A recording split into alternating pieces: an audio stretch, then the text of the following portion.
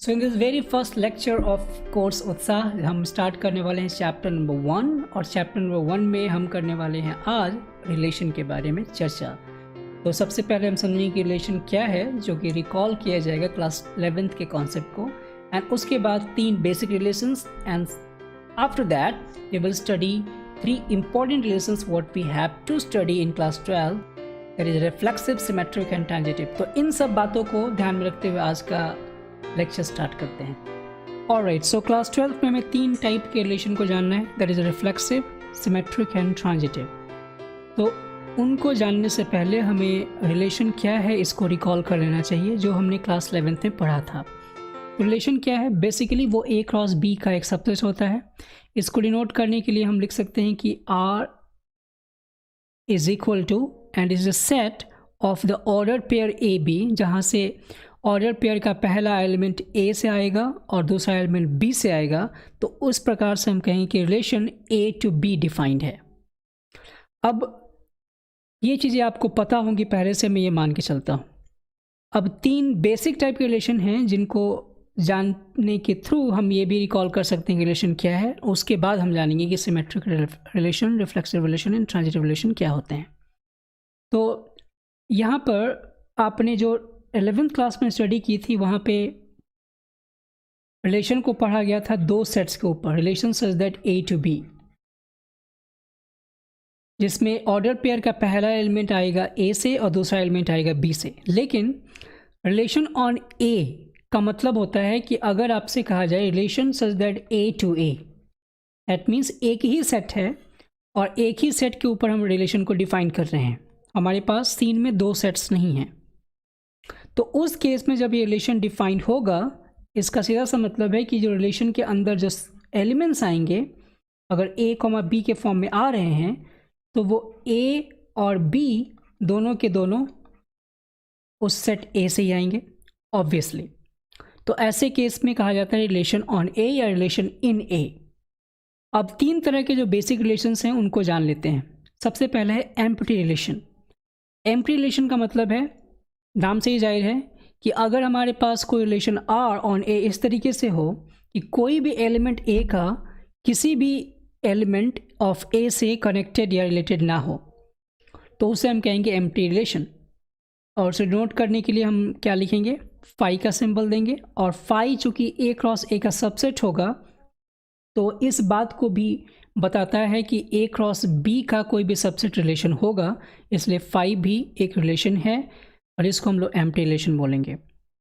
Example के तौर पे अगर मैंने कहा कि A plus B is equal to 0, जहाँ से A और B हमने नेचुरल नंबर से लिया होगा, तो अगर ये कोई रिलेशन N क्रॉस N पे डिफाइन करने के लिए कहा जाए, N टू N या फिर N क्रॉस N, तो उस केस में ये रिलेशन एम्प्टी होगा, बिकॉज किसी भी 2 नेचुरल नंबर को जोड़ के हम लोग 0 नहीं ला सकते हैं। तो कोई भी नेचुरल नंबर किसी भी दूसरे नेचुरल नंबर के साथ कनेक्ट या रिलेट नहीं हो सकता है जिससे कि A प्लस B 0 हो सके। तो ऐसे रिलेशन को हम लोग एम्प्टी रिलेशन कहेंगे। दूसरा है यूनिवर्सल रिलेशन। यूनिवर्सल रिलेशन में हर एक एलिमेंट के साथ कनेक्टेड हो जाए अगर कोई सेट A के ऊपर रिलेशन डिफाइन है। तो फिर से यहाँ एग्जाम्पल लिया गया है relation R such that N to N, मतलब natural number to natural number के लिए, और यहाँ है A plus B is a natural number, A, B belongs to N। तो अगर 2 नेचुरल नंबर को आप ऐड करोगे तो obviously you will get a natural number, यानी कि हर एक नेचुरल नंबर दूसरे नेचुरल नंबर के साथ रिलेटेड है। तो ऐसे रिलेशन को हम लोग यूनिवर्सल रिलेशन कहेंगे। इनफैक्ट जो रिलेशन का पूरा सेट आता है A क्रॉस A आ जाता है। तो यहाँ पे N क्रॉस N अगर किया जाए तो उस केस में A plus B is a natural number हमेशा आपको सेटिस्फाइड मिलेगा। तीसरा है आइडेंटिटी रिलेशन। आइडेंटिटी रिलेशन का मतलब है कि हर एक एलिमेंट खुद से ही रिलेटेड हो जाए, जैसे कि A, B, जहाँ से A minus B is equal to 0 हो और A, B belongs to a natural number है। तो अगर आप इसको फिर से दोबारा लिखना चाहोगे, तो you will gate 1, 1, 2, 2, 3, 3 and so on. इसमें आप देख पा रहे हो कि 1 खुद से कनेक्टेड है, टू खुद से कनेक्टेड है एंड सो ऑन। तो ये 3 बेसिक रिलेशंस हैं जो आपको जानने थे। उम्मीद है इससे आपने रिलेशन का रिकॉल कर लिया होगा। अब बढ़ते हैं हमारे मेन टॉपिक पे, जिसे हम लोग नाम देंगे इक्विवेलेंस रिलेशन, और उसके अंदर में 3 चीज़ों को समझना है, that is reflexive, symmetric and transitive relation के बारे में।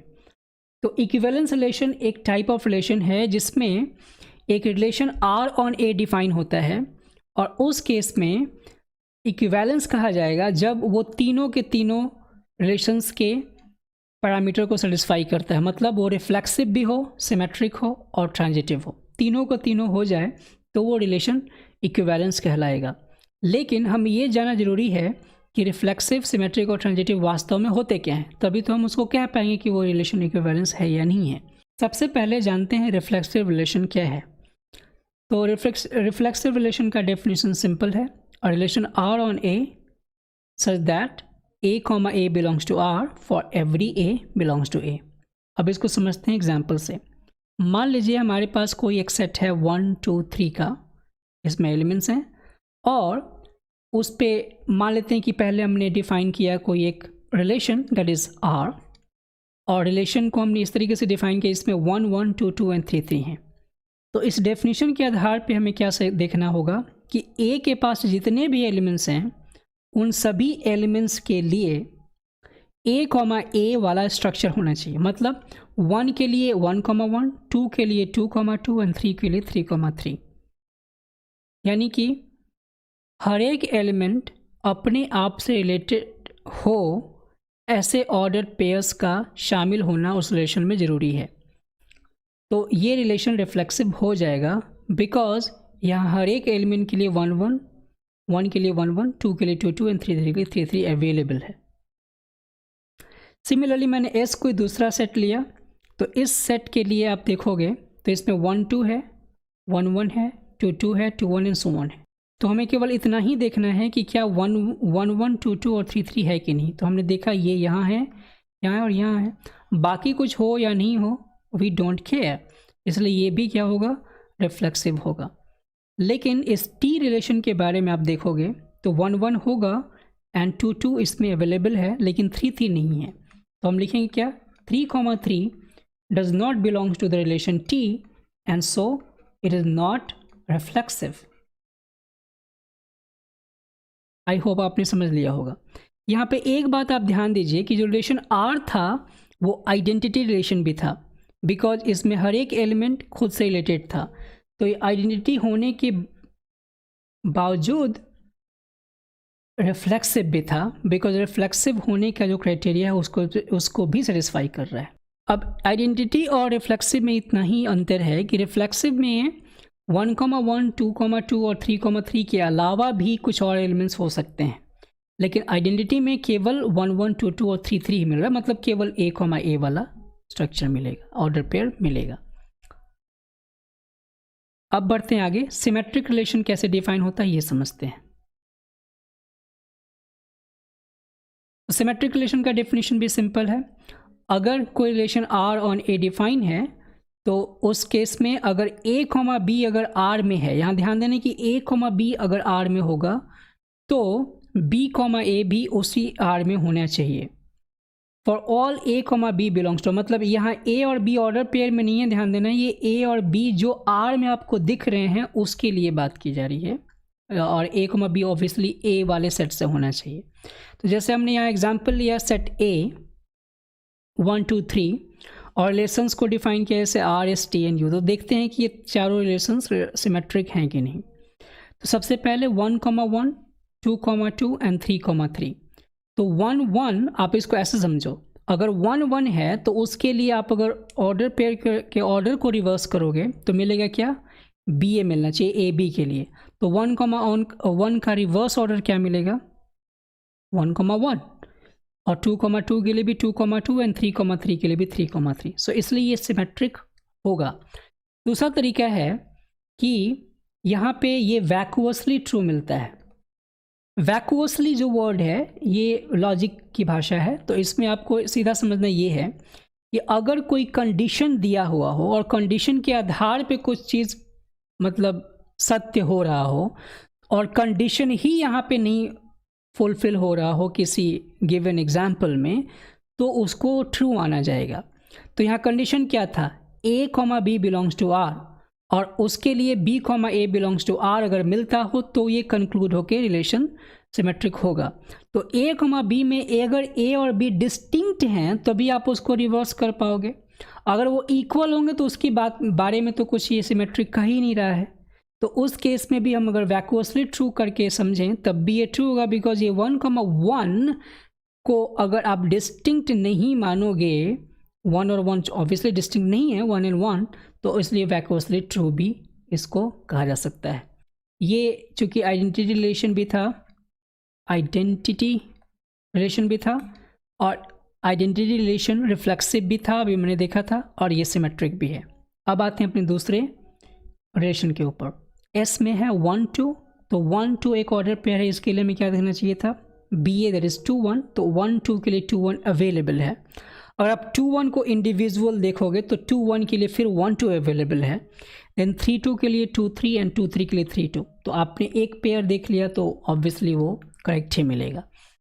थर्ड रिलेशन है टी, इसको देखते हैं। 1 2 है तो 1 2 के बदले में हमारे पास 2 1 नहीं है, तो हम इसको कैसे लिखेंगे कि नहीं है। 1 2 belongs to T but 2 1 does not belongs to T, and so it is not a symmetric relation. Next आते हैं इस रिलेशन में 1 2 है, 2 1 है एंड 3 1 है। सो 1 2 के लिए 2 1 तो मिल रहा है, बट 3 1 के लिए फिर से 1 3 नहीं मिल रहा है। तो 3 1 belongs to U but 1 3 does not belongs to you, and so it is not a symmetric relation. अब बढ़ते हैं आगे अपने ट्रांजिटिव रिलेशन के ऊपर। यहाँ पे एक बात मैं बता दूं कि आप यहाँ पे सारे ऑर्डर पेयर्स बना के उसके बाद इसमें नहीं ढूंढोगे। जो रिलेशन आपको गिवन होगा बस उतना ही में आपको ध्यान देना है। ऐसा नहीं कि 1 2 3 से बनने वाले जितने भी ऑर्डर पेयर्स हैं, मतलब A क्रॉस A का, उसको आप सभी के लिए देखोगे तो संभव नहीं होगा, बिकॉज A क्रॉस A तो हमेशा ही वो सेटिस्फाइड मिलेगा। तो उस केस में आप इस बात को ध्यान रखो। केवल इतना ही ध्यान देना है कि जो रिलेशन के अंदर हैं उन्हीं रिलेशन के लिए ऑर्डर पेयर ए बी और बी ए फॉर्मेट में देखना है। आगे बढ़ते हैं ट्रांजिटिव के लिए। ट्रांजिटिव रिलेशन क्या है? Relation R on A transitive तब होगा जब ए बी आर में हो और बी सी आर में हो। तो इन दोनों के रेफरेंस में यहाँ ए सी होना चाहिए, ए सी भी आर में हो। अगर ए बी आर में है और बी सी आर में है तो ए सी भी आर में होना चाहिए रिलेशन के अंदर। फिर से वही एग्जांपल 1 2 3 हमने लिया है और ये सारे रिलेशंस हैं। अब यहाँ पहला एग्जांपल है रिलेशन आर जिसमें 1 1 2 2 एंड 3 3 है, तो ये भी ट्रांजिटिव होगा। कैसे? बिकॉज यहाँ पे अगर आप ए बी देख पा रहे हो और बी सी नहीं मिल रहा है, मतलब कंडीशन नहीं फुलफिल हो रहा है, तो वैक्यूअसली ये ट्रू होगा ना, क्योंकि ए बी है और बी सी नहीं है। या फिर ऐसे समझो कि 1 1 है तो 1 1 के लिए फिर 1 1 फिर 1 1 के लिए 1 1। तो आप समझ पा रहे हो मैं क्या बोल रहा हूँ, because A B B C and A C होना चाहिए। तो अगर आप इसको 1 1 समझते हो तो इसको भी 1 1 समझना पड़ेगा और इसको भी 1 1 समझना पड़ेगा, तो ये करेक्ट मिल रहा है। तो आपने देखा कि जो आइडेंटिटी रिलेशन होगा वो तीनों होगा, रिफ्लेक्सिव भी, सिमेट्रिक भी और ट्रांजिटिव भी, और बाकी इसको वैक्यूअसली भी मान सकते हैं कि वो ट्रांजिटिव है। अब आते हैं एस पे। 1 2 है, 2 1 है एंड 1 1 है। तो आपने ये ऑर्डर पेयर देखा जिसमें ये ए बी की तरह ट्रीट किया जाएगा और ये बी सी की तरह ट्रीट किया जाएगा। देखिए जो पहला ऑर्डर पेयर है जिस एलिमेंट से ख़त्म होगा, जिस कॉम्पोनेंट से ख़त्म होगा, दूसरा वाला उससे शुरू होना चाहिए। तो आप पहले वाले ऑर्डर पेयर का पहला कॉम्पोनेंट और दूसरे वाले ऑर्डर पेयर का दूसरा कंपोनेंट लेके एक तीसरा ऑर्डर पेयर देखोगे कि वो है कि नहीं। तो यहाँ ए और यहाँ से सी लिया तो यहाँ मिल गया ए सी। तो ए बी भी है, बी सी भी है, in fact A B and B C है, तो हमने यहाँ पे ए सी भी ढूंढ लिया। इस वजह से ये ट्रांजिटिव होगा। तीसरे वाले रिलेशन के बारे में देखते हैं। 1 2 2 3 एंड 1 3। ऑफ कोर्स 1 2 है, 2 3 है एंड 1 3 है।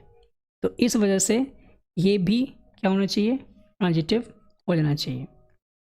नेक्स्ट 1 2 है, 2 3 है एंड 3 1 है, तो 1 2 के बाद 2 3 मिला तो हमें मिलना चाहिए था 1 3, और इस वजह से नहीं होगा। आप यहाँ भी ध्यान सकते हो कि 2 3 है एंड 3 1 है, बिकॉज अगर इसको आप ए बी मानोगे और इसको आप बी सी मानोगे तो फिर से ए सी यानी कि 2 1 नहीं होना चाहिए, 2 1 मिलना चाहिए था, जो कि अवेलेबल नहीं है। तो आप कोई भी रीजनिंग दे सकते हो और इस वजह से ये ट्रांजिटिव नहीं होगा।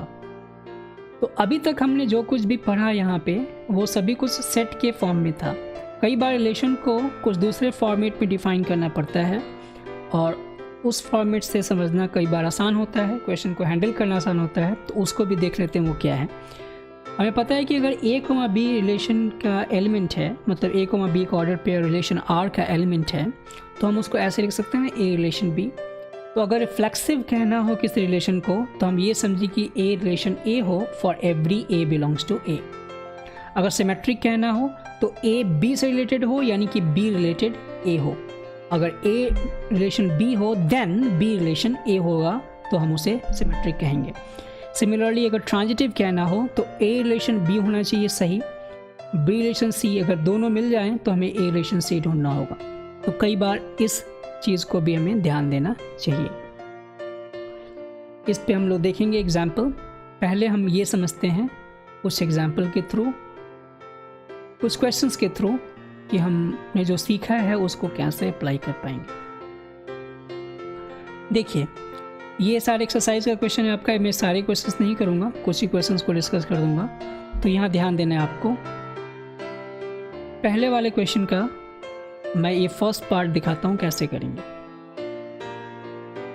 यहाँ देखिए, यहाँ कहा गया कि एक सेट ए है 1 2 3 अप टू 14 और हमें रिलेशन दिया गया है R such that x, y 3 such that 3x minus y is equal to 0. So we have to say that whether it is reflexive, symmetric and transitive or not.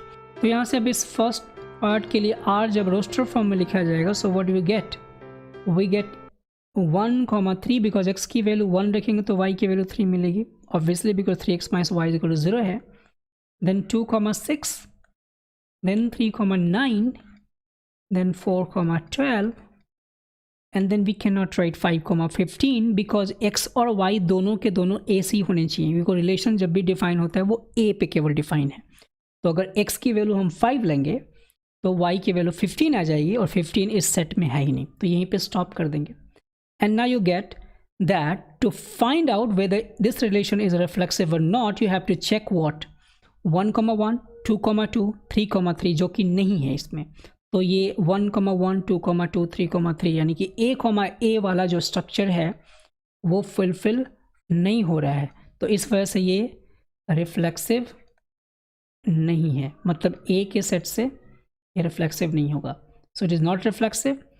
Symmetric क्यों नहीं होगा? Because 1, 3 है तो 3, 1 नहीं है, तो we can say that a, b is there and so it doesn't imply actually b, a belongs to R. We can also say that b, a does not belongs to R. And अगर हमारे पास a, b है, b, c है and then c, a, c होना चाहिए। तो इसको देखिए, अगर हमारे पास एक भी ऐसा ऑर्डर पेयर मिल गया इसमें ए बी और बी सी का स्ट्रक्चर मिल रहा हो, अभी तक मान लो 1, 3 देख रहे हैं और फिर 3, 9 देख रहे हैं, तो यहाँ ए बी मिल गया, यहाँ बी सी मिल गया, तो इन दोनों की वजह से फिर 1, 9 नहीं मिला हमें, तो हम इसको स्पेसिफिकली लिखेंगे 1, 3 belongs to R and 3, 9 belongs to are.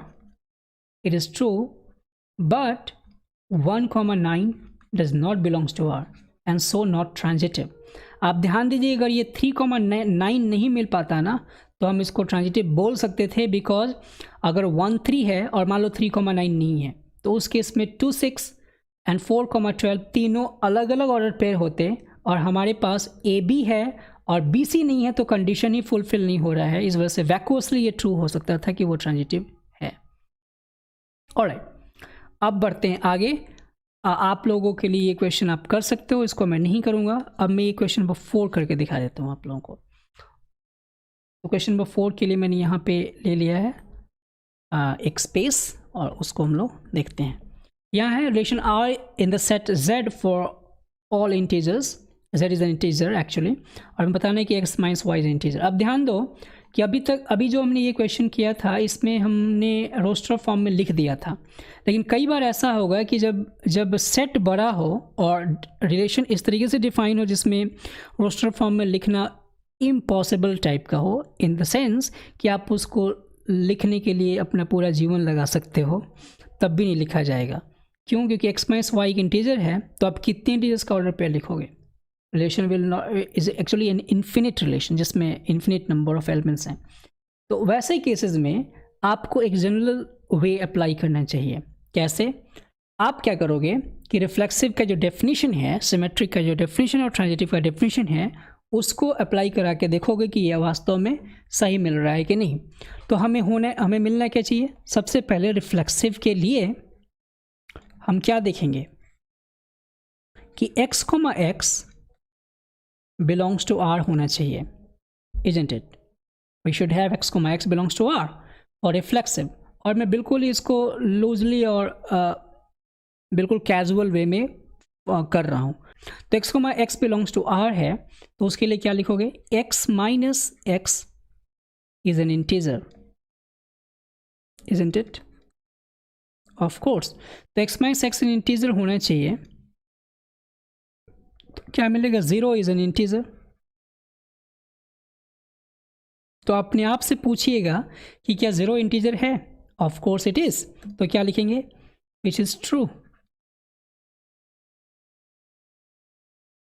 So 0 is integer और ये ट्रू मिल गया, देयरफॉर हम कह सकते हैं कि x, x belongs to R for, not of, it is for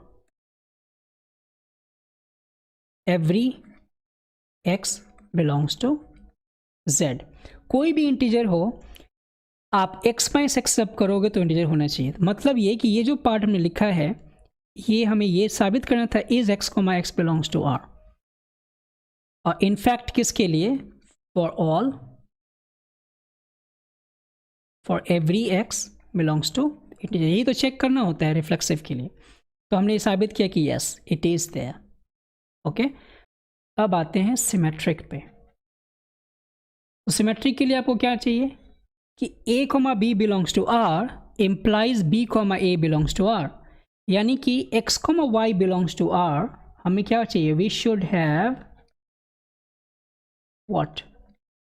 x, y belongs to R implies y, x belongs to R, isn't it? Sorry, ये होना चाहिए। तो कैसे करेंगे?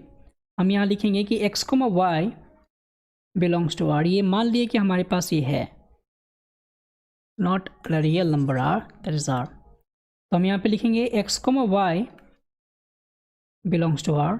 इसका सीधा सा मतलब है कि x minus y is an integer,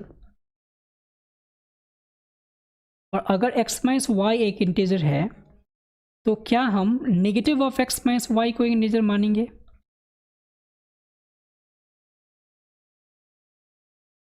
yes we will.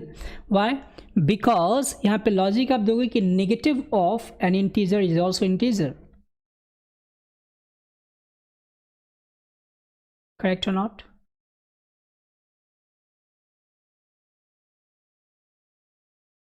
तो इस लॉजिक से हमने कहा कि अगर x माइनस वाई एक इंटीजर है तो negative of x minus y भी एक इंटीजर होगा, और ये जैसे आप सिंप्लीफाई करोगे यू विल गेट व्हाट?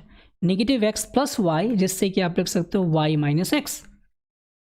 इससे हमें क्या मिला कि y minus x is an integer, और जैसे ही y माइनस एक्स इंटीजर मिला, चूंकि हम x, y belongs to R को लिख सकते थे कि x माइनस वाई की इंटीजर था, तो इसको भी तो हम लिख सकते हैं ना कि y minus x integer, it means y, x belongs to R। और हमने ये साबित कर दिया कि x, y अगर R में है तो y, x भी R में है, इसलिए ये सिमेट्रिक है। So symmetric. अब देखते हैं कि ये ट्रांजिटिव कैसे होगा। So let's see how we can show it is transitive. तो हमारे पास ट्रांजिटिव होने के लिए क्या चाहिए, एक अलग एलिमेंट लेंगे z। ट्रांजिटिव के लिए हमें क्या चाहिए, x, y, z belongs to capital Z यानी कि इंटीजर से।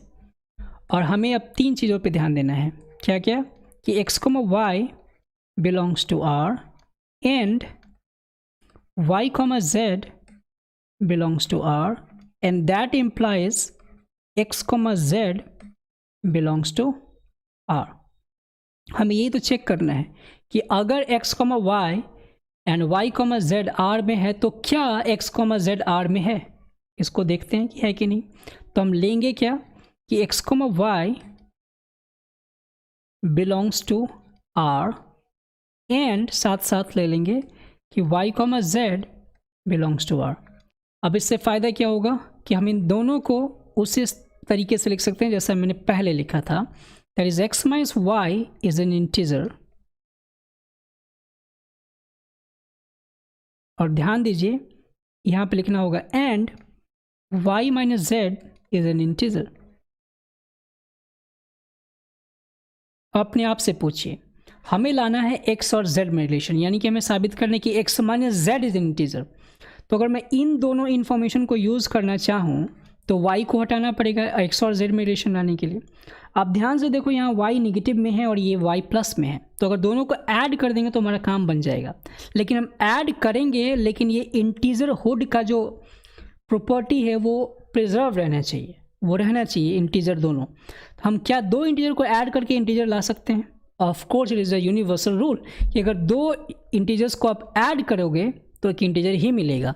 तो लिखेंगे क्या कि x minus y plus y minus z is an integer. और अगर आप यहाँ पे कोई लॉजिक देना चाहते हो, so of course we can write it here, sum of two integers is an integer. और इस वजह से अगर आप इसको फिर सिंप्लीफाई करोगे, you will gate x minus z is an integer,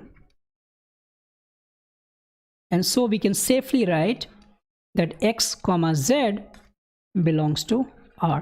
और इस तरीके से हमने देखा कि x, y अगर R में है एंड y, z R में है, तो हमने ये साबित कर दिया कि x, z भी R में है और ये ट्रांजिटिव भी है। और चूंकि ये रिफ्लेक्सिव, सिमेट्रिक एंड ट्रांजिटिव तीनों है, ये रिलेशन कहा जाएगा कि ये इक्विवेलेंस रिलेशन है। अब आते हैं, कुछ देर पहले हमने बात की थी, रिलेशन को एक अलग तरीके से डिफाइन करके आपको दिखाया था हमने, तो उसी तरीके को अप्लाई करके यहाँ पे कुछ चीज़ों को समझना है, समझते हैं। अब जैसे x and y work at the same place, तो यहाँ पे जो रिलेशन है ना, रिलेशन है वर्क करने का, जैसे x रिलेशन y है, यहाँ पे x रिलेशन y, और ये जो r यहाँ पे डिफाइन है, it is actually work same place,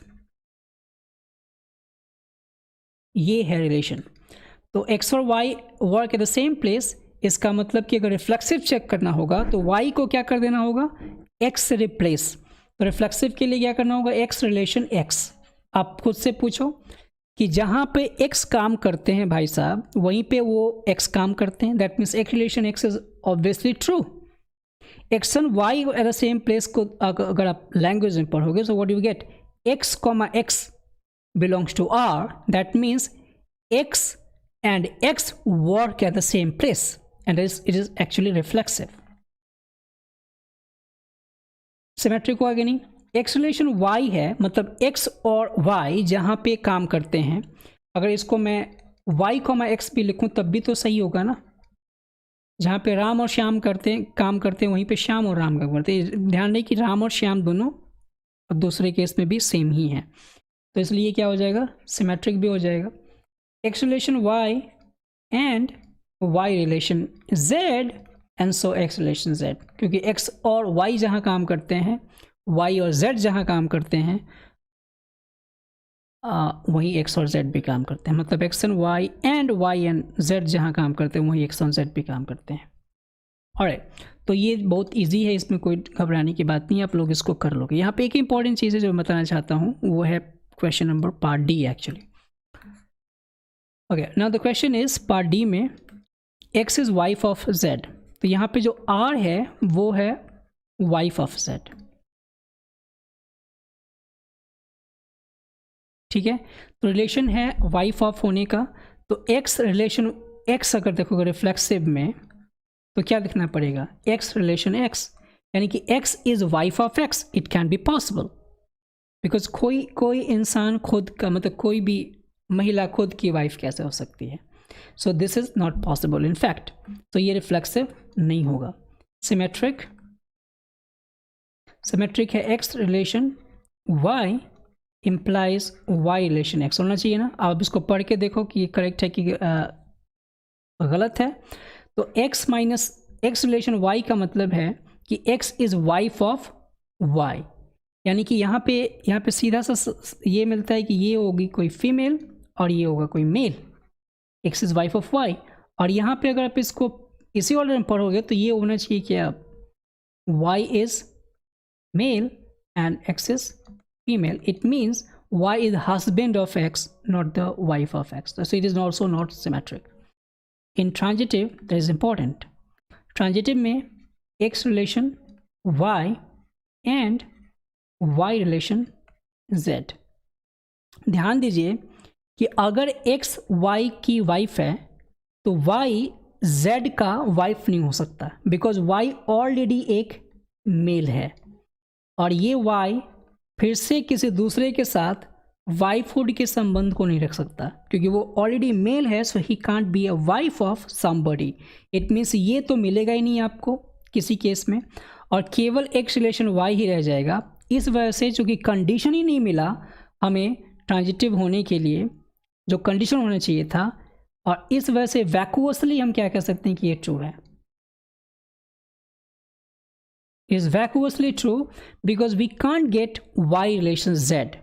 तो यहाँ पे X relation Y ही केवल रह जाएगा, एंड वाला पार्ट हमें नहीं मिलेगा, तो हम फिर X, Z क्यों कैसे ढूंढेंगे। तो कंडीशन में ही कुछ गड़बड़ है, इस वजह वैक्यूअसली ट्रू है। आई होप कि आपने इसको समझ लिया होगा। अब कुछ और दो इंपॉर्टेंट क्वेश्चन देखते हैं, उसके बाद आगे बढ़ेंगे। तो ये इसका सॉल्यूशन मैंने पहले ही लिख दिया है, और ये बहुत ही पॉपुलर टाइप के क्वेश्चंस हैं, लेकिन मैं सोचता हूँ कि इसको मैं समझा दूँ।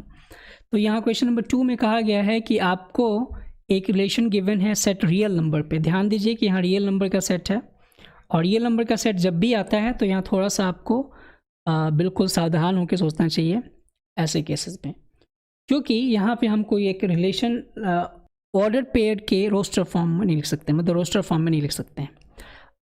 तो यहाँ पे पूछा गया कि relation A, B A less than और इक्वल टू B स्क्वायर, ये साबित करने की neither reflexive not symmetric not transitive.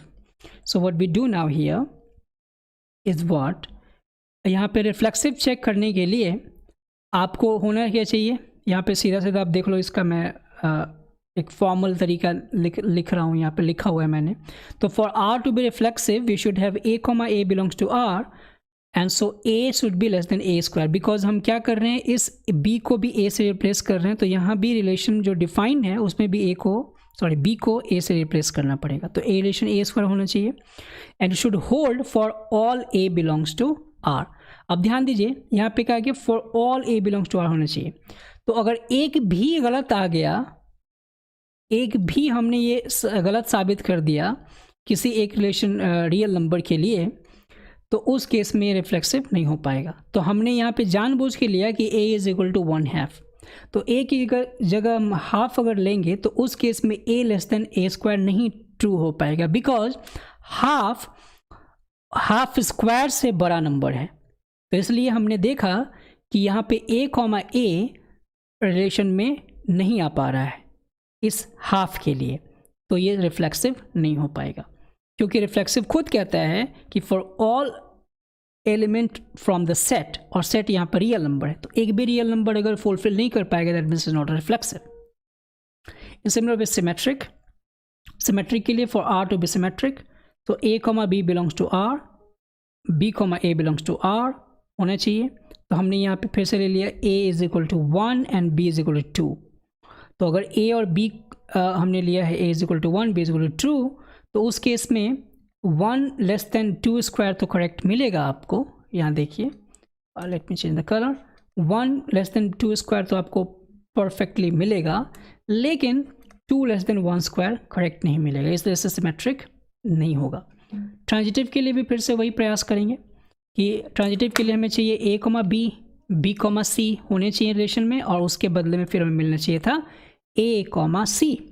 तो उसके लिए फिर a<b² होना चाहिए, b<c² होना चाहिए, and let me change the strength of this, and a<c² मिलना चाहिए था। तो हमने क्या किया कि इन दोनों को ट्रू कराया किसी तरीके से नंबर चूज करके, और इसको फॉल्स करा दिया। तो इसके लिए हमने क्या किया कि a की वैल्यू 8 ले ली, b की वैल्यू 3 ले ली, और c की वैल्यू 2 ले ली। हम रियल नंबर में हैं तो कुछ भी नंबर ले सकते हैं। तो उस केस में आप 8<3² करेक्टली देख पा रहे हो, मतलब a कॉमा c होल्ड कर रहा है, sorry a comma b hold कर रहा है। फिर b<c², that is 3<2², that is 3<4 also holds, that means b comma c भी देख पा रहे हो। But 8<2² is not correct because 8 is less than 4. It is not correct in fact. So हम यहाँ देख पा रहे हैं कि a, c does not belongs to R, and so ये ट्रांजिटिव नहीं होगा। तो आपने इसको समझ लिया होगा कि हम कैसे साबित करेंगे कि ये neither reflexive nor symmetric and not transitive है। एक और क्वेश्चन देखते हैं। क्वेश्चन नंबर 9 है आपके एक्सरसाइज का। इसमें पूछा गया है कि एक रिलेशन है ए पे डिफाइन, और एक सेट है इंटीजर्स का, जहाँ पे x की वैल्यू 0 से 12 तक है, मतलब 0 से 12 तक के सारे इंटीजर्स को कंसिडर करके एक सेट बनाया गया है, और उसी पे r डिफाइंड है। इसके दो पार्ट हैं, मैंने केवल पहला पार्ट यहाँ पे सॉल्व किया है, दूसरा पार्ट ईजी आप सॉल्व कर सकते हो। तो पहले पार्ट के लिए क्या कहा गया है कि a, b, a-b का mod is a multiple of 4। तो रिफ्लेक्सिव, सिमेट्रिक, ट्रांजिटिव चेक करेंगे। सबसे पहले देखते हैं रिफ्लेक्सिव। तो रिफ्लेक्सिव का मतलब क्या है भाई, ये है रिफ्लेक्सिव पार्ट। रिफ्लेक्सिव के लिए a बिलोंग्स टू R होना चाहिए। इसका सीधा सा मतलब है कि a का whole mod is a multiple of 4। जब इसको सिंप्लीफाई करोगे will get 0 is a multiple of 4, जो कि ट्रू है। ध्यान रहे 0 एक ऐसा नंबर है जो सभी का मल्टीपल है, because 0 is divisible by every number, and so it is multiple of every number, so 4 का भी मल्टीपल होगा ही, इसलिए ये सिमेट्रिक हो जाएगा।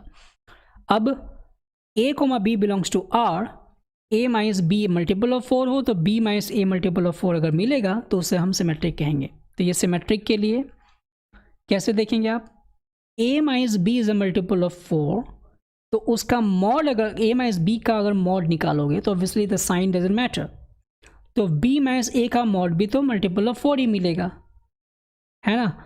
अगर हम इसका b-a का मॉड लेंगे तब भी पॉजिटिव साइन मिलेगा, जो यहाँ पे मिला था मैग्नीट्यूड में, इसलिए ये भी सिमेट्रिक हो। It is so obvious in fact. Important है ट्रांजिटिव वाला पार्ट। सो ट्रांजिटिव में हमें दो चीज़ें पहले कंसिडर करनी है और तीसरे को प्रूव करना है। सो a, b R में मान लिया और b, c को भी R में मान लिया। a, b R का मतलब है कि a-b का मॉड 4 का मल्टीपल होगा। सो 4 के मल्टीपल को हमने कंसिडर किया 4k1, यानी कि 4 टाइम्स समथिंग, और फिर b-c का मॉड भी 4 का मल्टीपल होगा, तो उसे हमने लिख लिया 4 टाइम्स k2। तो इस वजह से ये दोनों हम लिख सकते हैं मैथमेटिकली कि ये 4 के मल्टीपल्स हैं। नाउ अगर a-b 4 का मल्टीपल है, in fact sorry, mod of a-b 4 का मल्टीपल है, so if you just remove the mod, अगर मॉड को हटाएंगे तो मिलेगा क्या, a-b is equal to plus और minus 4k1। In similar way b-c का मॉड मिल जाएगा प्लस और माइनस 4k2। अगर आप इन दोनों को ऐड कीजिएगा a-b और b-c को, so what you get, b and b get cancelled on the right hand side, ये मिल जाएगा प्लस और minus 4 times k1 plus k2, और k1 प्लस k2 को कॉम्बाइन लिख सकते हैं फिर से k, बिकॉज यहाँ पे k1 और k2 इंटीजर्स ही हैं, और इस वजह से हमने लिखा कि a-c is equal to plus और माइनस 4k। और इस फिर से प्लस और माइनस 4 को अगर आप प्लस और माइनस साइन को हटाना चाहोगे तो यू कैन राइट a-c का mod is equal to 4k। तो हमने ये साबित कर दिया कि मॉड ऑफ a-c भी 4 का मल्टीपल है, और इस वजह से ये ट्रांजिटिव होगा। तो ये relation reflexive, symmetric and transitive तीनों हैं, और इस वजह से ये इक्विवेलेंस है। So it is an equivalence relation.